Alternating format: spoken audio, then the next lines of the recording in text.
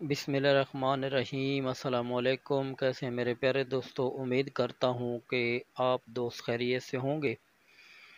پیارے دوستو، ہمیشہ کی طرح آج بھی ایک بہت ہی اہم وظیفہ تمام دوستوں کی خدمت میں لے کر حاضر ہوں۔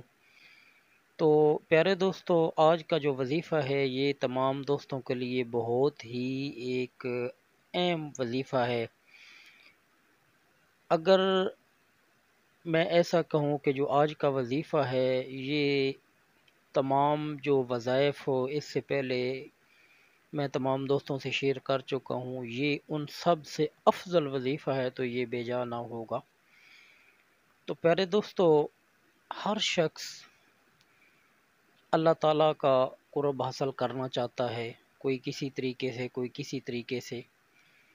تو پیارے دوستو، اللہ کا دوست بننے کے لیے آپ پہلے ہی پڑھ چکے ہوں گے تھم نیل میں کہ ولی اللہ بننے کا وظیفہ۔ تو اللہ کا دوست بننے کے لیے جو وظیفہ درکار ہے، جو وظیفہ لازم ہے، وہ ہے لفظ اللہ کا وظیفہ۔ اس کے بغیر کوئی چارہ نہیں۔ اس اسم کو پڑھنے سے اللہ سے دوستی کا شرف حاصل ہوتا ہے اور پڑھنے والا ولی اللہ بن جاتا ہے، کیونکہ جس کسی کو جو کچھ ملا ہے وہ اللہ جل شانہ کے نام کی بدولت ہی ملا ہے۔